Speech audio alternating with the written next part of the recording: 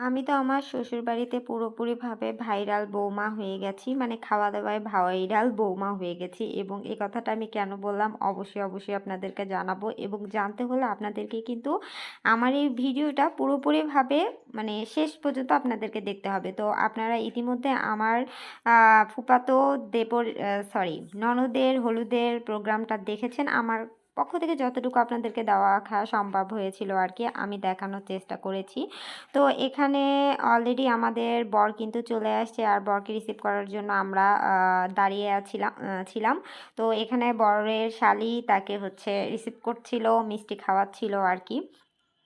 তো এখানে বিশেষ কিছু রিচুয়াল থাকে যেমন টাকা নেয়া, তারপর গেট ধরা তো এগুলোই চলছিল। আর আমি পিছন থেকে কিছু ভিডিও ক্লিপ নেওয়ার চেষ্টা করছিলাম, আপনাদের সাথে শেয়ার করার চেষ্টা করছিলাম আরকি।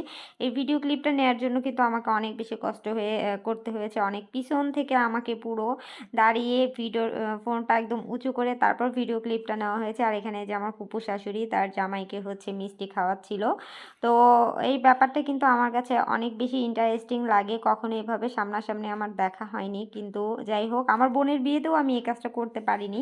কিন্তু সেদিন আমার ননদের বিয়েতে গিয়ে কিন্তু আমি দেখলাম। তো আমার কাছে জিনিসটা খুব ভালো লেগেছে। আপনাদের কার কাছে কেমন লাগে অবশ্যই জানাবেন। আর এই যে বরকে রিসিভ করে নিয়ে আসার পরেই কিন্তু এখানে আমি হচ্ছে বরডালা সাজানো দেখছিলাম। তো বরডালাটা দেখে আমার অনেক ভালো লাগছিল। তা আমাদের শ্রদ্ধেয় বড় ভাবি হচ্ছে মুরগির ভিতরে ডিম ঢুকানোর চেষ্টা করছিল। কিন্তু মুরগিটা আমাদের ছোট হয়ে গেছে। যার কারণে ডিমটা কোনোভাবেই ঢুকছে না। তো যাই হোক আমরাও বলছিলাম যে বাড়াবাড়ি করার দরকার নাই। যা হয়েছে মাশাআল্লাহ অনেক সুন্দর হয়েছে।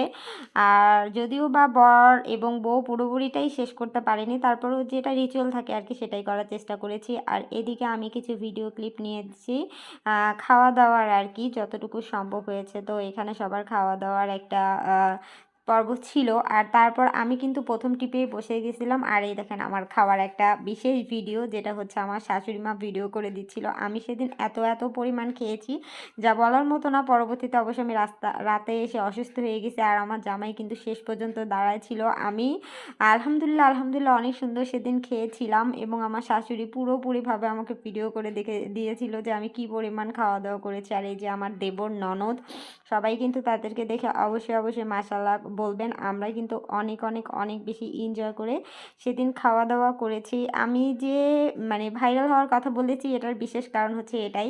আমার শ্বশুরবাড়ির সবাই জানে যে আমি খাওয়া-দাওয়া মোটেও করি না। তো সেদিন এত সময় ধরে এবং এতগুলো খাবার খেয়েছি যা বলার মতো না। আর খাওয়া-দাওয়া শেষেই চলে আসছিলাম বর এবং বউকে দেখার জন্য। তো এটা হচ্ছে আমাদের বর, বউ আর সবাই কিন্তু তাদেরকে দেখে অবশ্যই মাশাআল্লাহ বলবেন। কেউ কিন্তু মাশাআল্লাহ না বলে কোনোভাবেই যাবেন না। আর হচ্ছে আমার ননদকে কেমন লাগছে সবাই কিন্তু অবশ্যই কমেন্ট বক্সে জানাবেন। তো এখানে বর এবং বউকে দেখার জন্য আমি আসলে রুমে এসেছিলাম। খাওয়া-দাওয়া শেষে তো তাদেরকে দেখে আমার ভালো লাগছিল। সবার পরিচয় হচ্ছিল। আমরা যদিও বা আমার সেভাবে বরের সাথে পরিচয় হওয়া হয়নি আরকি। তারপরেও আরকি পিছন থেকে আমি দেখছিলাম। আর আমার জামাই তো সারাদিন কেন জানি আমি বুঝতেছিলাম না। আর এই যে প্রত্যেকটা জায়গায়, প্রত্যেকটা খাওয়ার জায়গায় শুধু আপনারা আমাকে দেখতে পারবেন। এই যে বড় বউ খাচ্ছিল আমি কিন্তু তাতেও পিছনের দিকে দাঁড়িয়েছিলাম। বললাম না সেদিন আমি শ্বশুরবাড়িতে ভাইরাল হয়ে গেছি যে আমার চেহারা দেখতেই হয়তোবা এইরকম।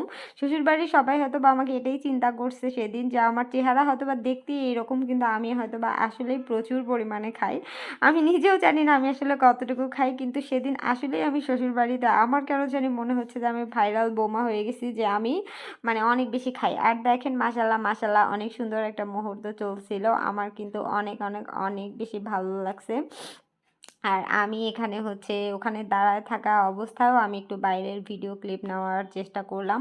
জানি না কতটুকু পেরেছি, কতটুকু আপনাদেরকে ভালো লেগেছে দেখেছেন। আর এই দেখেন তারপরেও কিন্তু আমার খাওয়া ননস্টপ চলে যাচ্ছে। আর এটা ছিল কিন্তু একদম শেষের দিকের পর্ব। আমার জামাই খাইতে বসে বরের যে ডালার মধ্যে আপনারা বড় মাছটা দেখেছেন, সেই মাছের মাথাটাই কিন্তু আমি ওই মুহূর্তে দাঁড়ায় খাচ্ছিলাম। আমার জামাইরা যখন খেতে বসেছিল বর মাথাটা খেতে পারেনি। তো আমার জামাই কি করেছে মাথাটা পুরো ছিঁড়ে আমাদেরকে দিয়ে দিয়েছে। বিশেষ করে আমাকে, যেহেতু আমি মাছের মাথা খেতে অনেক বেশি পছন্দ করি। যারা আমাকে চেনেন এবং জানেন তারা অনেকেই জানেন যে আমি মাছের মাথা কি পরিমাণ পছন্দ করি। তো আমার জামাই ভালোবেসে সেটা আমাকে পাস করেছিল এবং আমি আমার ২ ননদ এবং দেবরকে নিয়ে সেটা বসে, বসে খাচ্ছিলাম। আর এটা ছিল আমার ননদের বিদায় পর্ব, যেটা মানে এত বেশি কষ্টকর যা বলার মতো না। প্রত্যেকটা মেয়ের জন্য আ মানে প্রত্যেকটা মেয়ে জানে যে এই মুহূর্তটা মানে কতটা কষ্টের। তো সবাই অবশ্যই আমার বোন এবং বোন জামাইয়ের জন্য দোয়া করবেন। তারা যেন সবসময় ভালো থাকে, খুশি থাকে। আলহামদুলিল্লাহ। তো আজকে এই পর্যন্তই। কেমন লেগেছে অবশ্যই জানাবেন।